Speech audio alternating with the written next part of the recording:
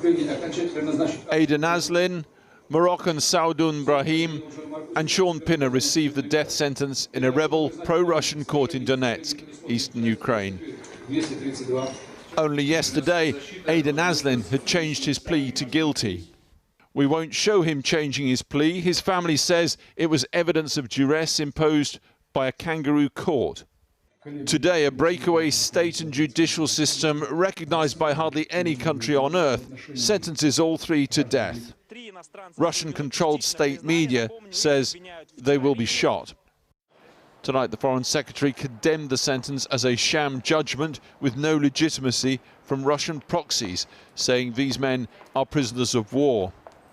Well, I'm horrified by it. I think this marks a new low in this conflict. You know, we've got the law of armed conflict for very good reasons. It prevents a terrible, desperate situation becoming truly animalistic.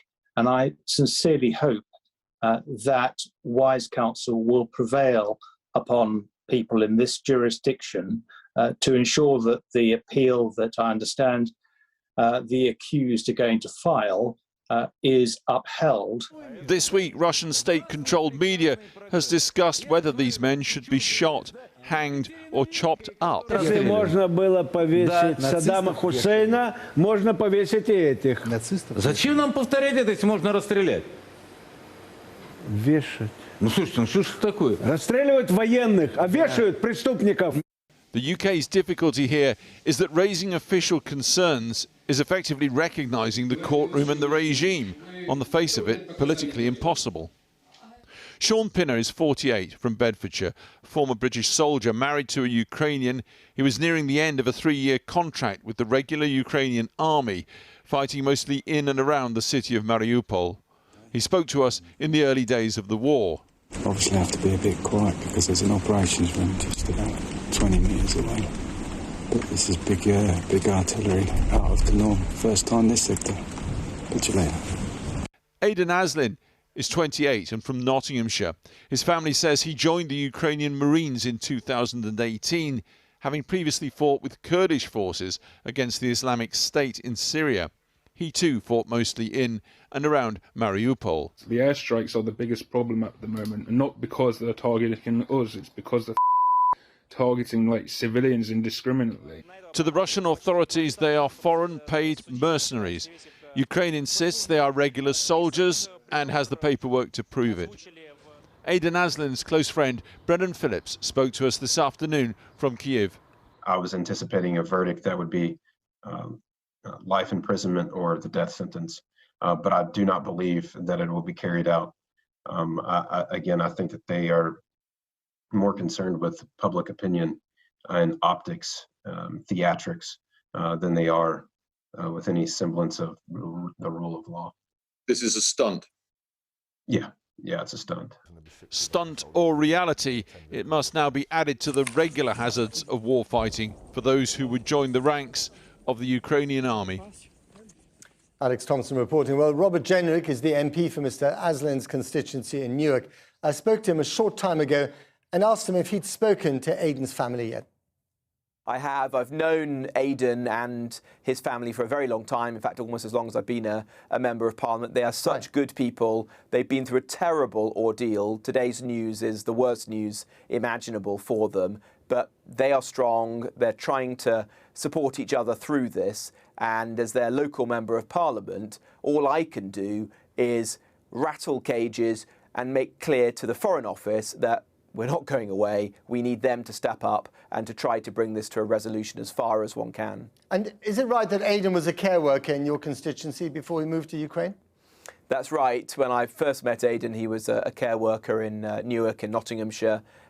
His mum, Angela, and his grandmother, Pamela, are pillars of our local community. They're such good people, and they've been subjected to the most extraordinary experience. You just got off the phone with the Foreign Secretary. What did she have to say to you and vice versa? Well, the Foreign Office are as concerned as I am about the situation. They share the view that this is a completely fraudulent trial. It's a Soviet-era style show trial, trumped-up charges. The Foreign Office are going to raise this matter with the Ukrainian government and with the Russian government and do all they can. to try to bring it to a resolution. I asked the Foreign Secretary if she would summon the Russian ambassador to meet with her or one of her ministers as soon as possible, and the Foreign Office are going to consider that. Now, one of the things that the Russian ambassador might bring up when he's summoned to see Liz Truss is that she did encourage Britons to go and fight in Ukraine shortly after the war. Now, I know that these two Brits had been living in Ukraine before the war started, but she did encourage Brits to go and fight out there. Do you think that in any way that might have made their situation more difficult? No, look, I wouldn't recommend to British citizens to go and fight in foreign conflicts. Obviously, it is an extremely dangerous, Liz Truss did do extremely dangerous thing to do. But let's be clear about the situation here. These are two British citizens who were in Ukraine for personal reasons long before the invasion by Vladimir Putin. They joined the Ukrainian army before the invasion and were captured by Russia as perfectly normal members of the Ukrainian army. They should be being treated in accordance with international law and the Geneva Convention. Instead, they have been hooked out, put on this show trial, and now being subjected to this potential death penalty. So look, there is no justification. In fact, it would be outrageous for any of us here in the UK to give any credence to this process or to apologise for what's happened. There's one reason this has happened. That's because of Vladimir Putin, and he and his regime have chosen to subject British citizens to this to make some kind of statement. Are you afraid that the Russians might actually carry out this sentence? And what do you think the British government, including Liz Truss, can do to prevent that from happening? Well, I don't know if Russia or their proxies in Donbass intend to do that. It may well be that this is a way of gaining some leverage in order to gain a particular high-profile prisoner swap.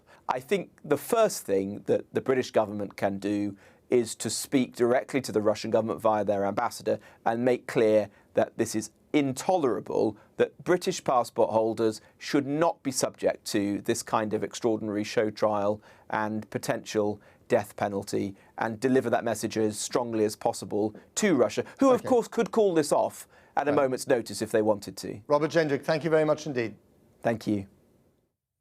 Well, on the ground, there's been no let-up in the fighting for Ukraine's eastern Donbass region. According to the country's defense minister, around 100 Ukrainian troops are dying each day as they struggle to repel Russia's advance.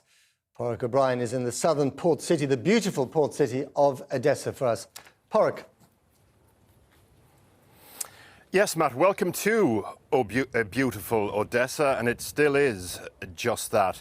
It's 100 days plus since this war started, and worth taking a little step back. I wanted to play you a clip of Vladimir Putin from today. He was addressing a group of young entrepreneurs in Moscow. They still exist in Russia, by the way. The clip is interesting on two fronts. First of all, Putin is describing this conflict in terms of an almost civilizational war rather than a special military operation, which is how he's described it in the past. But also, he talks about his vision for this conflict as being sort of 300 years old, which might go some way to explain why it's not going his way. Казалось бы, там воевал со Швецией, что-то отторгал. Ничего не отторгал, он возвращал.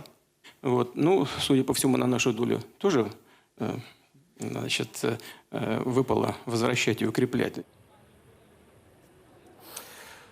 So let's ask ourselves, what was Putin expecting 100 days plus into this war?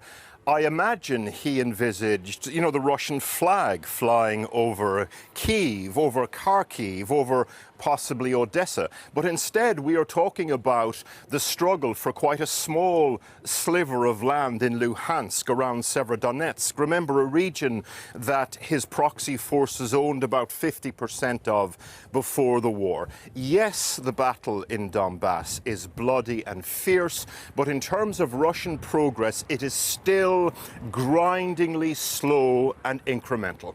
What would Peter the Great have thought? Porrick O'Brien, thank you very much indeed. Let's hope that Odessa stays that way, historic and beautiful.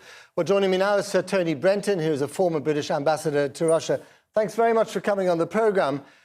When you look at the case of these two Britons, and indeed the Moroccan who've been sentenced to death, do you assume that that sentence although it was carried out in the Donbass region, in Donetsk, would have been coordinated with the government in Moscow? Well, I don't know about that. I mean, the Donbass region is a pretty shambolic place with a pretty brigandish type of administration. I do think, however, that the Russians can put a stop to this farce. And one of the clear messages we should be delivering to the Russians in our contacts with them is that what happens to these people, we will put down to them, and they won't want what is already a pretty nasty situation between them and the West to add this to their list of crimes. But do you think they'll listen to that? I mean, they're already suffering Western sanctions. They already feel like pariahs as far as they're concerned. They're already at war with NATO. This is not going to make much difference to their calculations, I would have thought. Well, sooner or later, they're going to have to make peace, and we're going to have to make peace, and there's going to have to be a deal.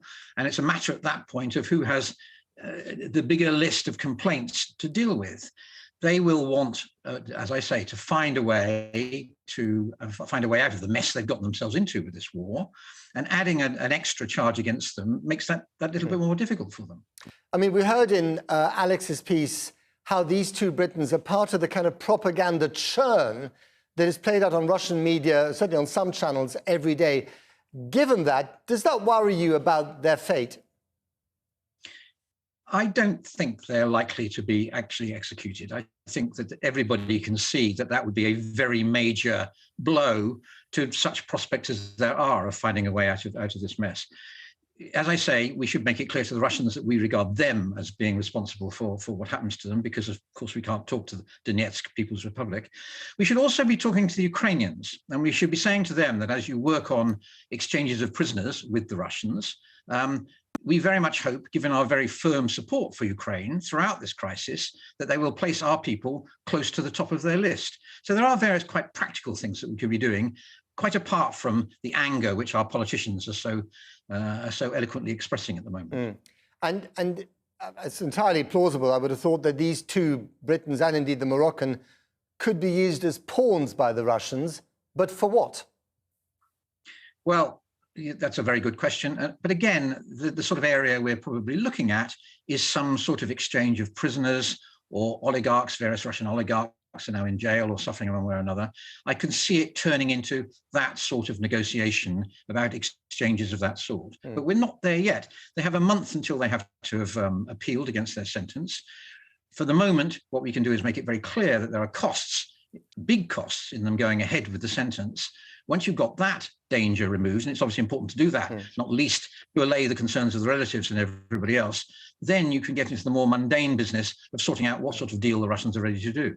Now, we know that Vladimir Putin in lockdown became a bit of an amateur historian, and today we saw him kind of lounging back and musing about the fact that he was a bit like Peter the Great, trying to right the wrongs against Russia. What do you make of his sort of, expansive historical sweep of justification for this war? Well, this is really rather depressing. The Putin whom I knew when I was ambassador was a very cold, rational, fact-based individual. But recently, and I suspect in particular over the period of his isolation during COVID, he's picked up this grand historical picture of how Russia needs, in particular, to incorporate Ukraine in order to become the great power he thinks of it as being. And getting him over that is going to be a very big problem in getting out of this war. Mercifully, they're losing it at the moment. There must be people around him who are saying, Vladimir, calm down. We're going to do a deal sooner or later.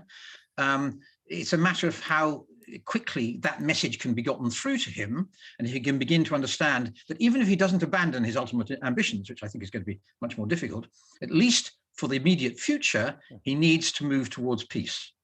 The perils of being an amateur historian. Thank you very much, Sir Tony Brenton.